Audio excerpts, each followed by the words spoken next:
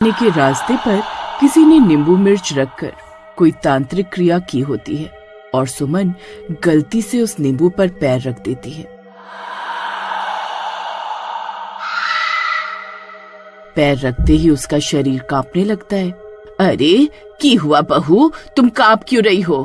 अरे नहीं, यह क्या अनर्थ हो गया। किसी ने रास्ते पर तांत्रिक क्रिया की हुई थी। सुमन बेटी ने उस पर पैर रख दिया। हाय मर गई रे, हम तो लुट गए, बर्बाद ही हो गए।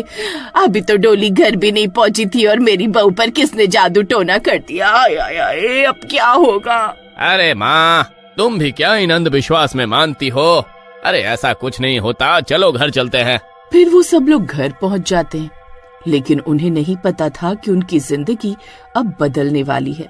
बहू, तुम बहुत थक गई होगी, अब तुम कमरे में जाओ और आराम करो। फिर शीला अपनी बहू को बहाने से कमरे में भेज देती है और उसके वहाँ से जाते ही, अरे सोहन, जो अनर्थ होना था वो तो हो गया। अब हमें बहुत सावधानी बरतनी होगी। हमें बहू के हाथ पैर बांधने होंगे। अगर जादू टोने का असर हुआ तो वो पक्का आज रात चुड़ैल में बदल जाएगी। अरे माँ, तुम फिर वही भूत प्रेतों वाली बात लेकर बैठ गई।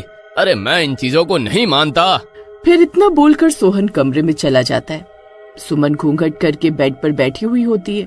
सुमन, तुम आज बहुत थक गई होगी, तुम सो जाओ। फिर कुछ ही देर में सुमन और सोहन दोनों सो जाते हैं। फिर मौका देखकर उसकी सास शीला उन दोनों के कमरे में जाती है और सुमन के हाथ पैरों को बांध देती है। सुमन गहरी नींद में सो रही होती है, उसे कुछ एहसास नहीं होता। फिर शीला चुपके से कमरे से बाहर आ जाती है। शुक्र है मैंने इसे बांध दिया। अब अगर कोई अनहोनी हुई तो कम से कम मेरा बेटा सुरक्षित रहेगा। फिर आधी रात होते ही सुमन का शरीर कांपने लगता है और देखते ही देखते वो चुड़ैल में बदल जाती है।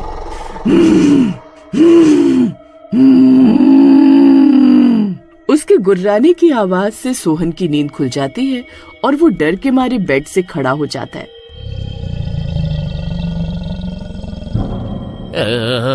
अरे हे भगवान, अरे सुमन, ये क्या हो गया? अरे नहीं नहीं, अरे माँ जल्दी आओ। फिर सोहन की आवाज सुनकर शीला भागती हुई उनके कमरे की ओर जाती है। अरे मर गए रे, जिस बात का डर था वही हुआ। मेरी बहू तो सुहाग रात वाले दिन ही चुड़ैल बन गई। हाय रे, हम तो लुट गए, बर्बाद हो गए। सोहन, तू कल ही से इसके मायके छोड़ कर आ।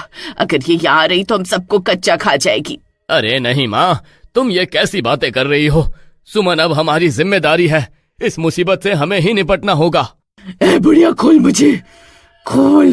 तूने मुझे बांधा था ना, खोल। आजाद होते ही सबसे पहले तुझे ही खाऊंगी। अरे मर गए रे, ये तो मुझे ही खाने की बात कर रही है। सोहन देख रहे, तू कुछ कर, इस मुसीबत का क्या करे अब। हम सुबह होने का इंतजार करते हैं। सुबह गांव के पंडित जी को इसके बारे में बताएंगे। फिर रात भर वो चुड़ैल गुर्राती रहती है और सुबह होने पर वो चुड़ैल वहाँ से चली जाती है और सुमन ठीक हो जाती है। अजी क्या हुआ? आपने मुझे बांधा क्यों हुआ है? अरे सुमन, रात में किसी काली शक्तियों ने तुम्हें अपने वश में कर लिया था, इसलिए मजबूरन हमें तुम्हें बांधना पड़ा। फिर वो लोग उसे गांव के पंडित के पास लेकर जाते हैं। पंडित सुमन को देखकर घबरा जाते हैं। अरे नहीं, इस पर तो बहुत खूंखार चुड़ैल का साया है। ये मेरे बस की बात नहीं है। मैं इसमें तुम्हारी कोई मदद नहीं कर पाऊंगा।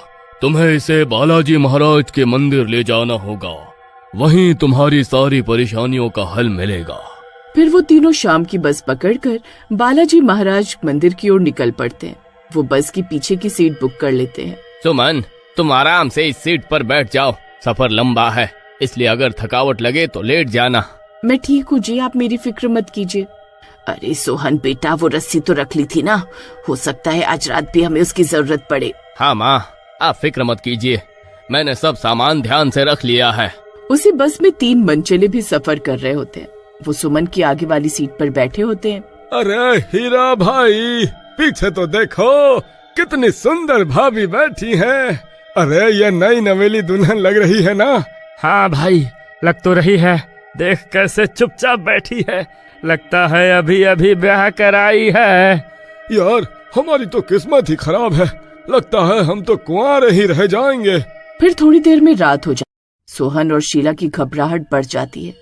सुमन चुपचाप एक तरफ बिना पलक झपकाए देख रही होती है। अरे हीरा भाई, जरा देख तो सही, ये तो मुझे ही देख रही है। भाई मुझे तो शर्म आ रही है। अरे लगता है मैं इसे पसंद आ गया हूँ। तभी बस सुनसान सड़क पर पहुंचती है और रात का अंधेरा घिरने लगता है। अचानक सुमन का चेहरा फिर से बदलने लगता है। उसकी आंखें लाल हो जाती हैं और हाथ कांपने लगते हैं। अरे माँ, ये फिर से शुरू हो रहा है। जल्दी रस्सी निकाल वरना देर हो जाएगी। दोनों मिलकर सुमन को फिर से बांध देते हैं।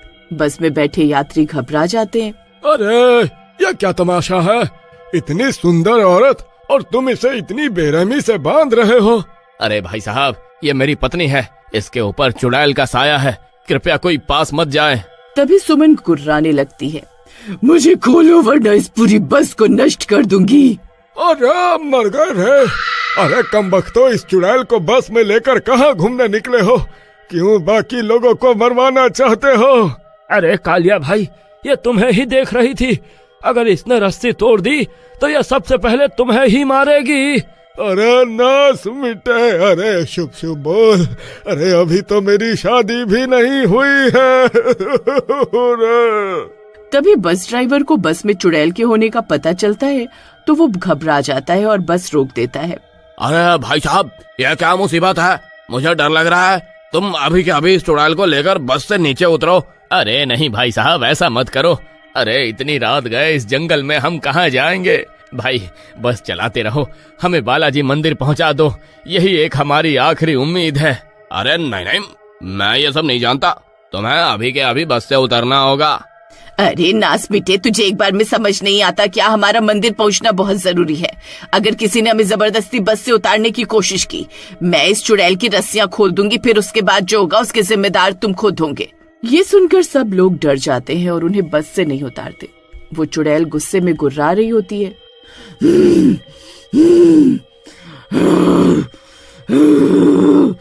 किसी को जिंदा नहीं छोड़ूंगी, तुम सब मरोगे। अरे चुड़ैल जी, अब बिस्कुट खाओ। खा लो खा लो।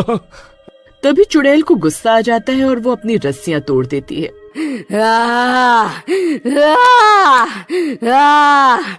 अरे अरे मर गए रे।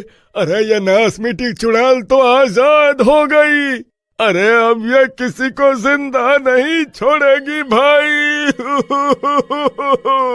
फिर चुड़ैल पूरी तरह से काबू से बाहर हो जाती है और उन मंचलों पर टूट पड़ती है। अरे अरे मर गया रे। अरे बहुत दर्द हो रहा है। अरे अरे भाई, अरे कोई पकड़ो मुझे। अरे भाई मुझे बचाओ। अरे मर गए रे। ओ, अरे कोई मुझे बचाओ। बस के अंदर चीख पुकार मच जाती है। तभी मंदिर भी आ जाता है। ड्राइवर, अरे जल्दी मंदिर ले चलो वरना हम सब मर जाएंगे। ड्राइवर पूरी स्पीड में बस मंदिर के गेट पर रोक देता है। सोहन और शीला किसी तरह सुमन को पकड़कर मंदिर के अंदर ले जाते हैं। मंदिर के पुजारी तुरंत घंटियां बजाने लगते हैं और हवन कुंड तैयार कर लेते हैं। जल्दी से हवन कुंड के सामने बैठाओ। जैसे ही मंत्रोच्चार शुरू होता है, चुड़ैल चीखने लगती है। नहीं, ये अग्नि मुझे जला देगी। छोड़ दो मुझे, छोड़ दो। नहीं, आज तुझे हमेशा के लिए खत्म करना ही होगा। पुजारी जलती हुई हवन की राख सुमन पर छिड़कते हैं। चुड़ैल दर्द से चीखती है और धीरे धीरे धुएं में बदलकर गायब हो जाती है। सुमन बेहोश हो जाती है। कुछ देर बाद वो सामान्य हो जाती है। अजीब, मुझे कुछ याद नहीं कि क्या हुआ। सोहन उसे गले लगा लेता है।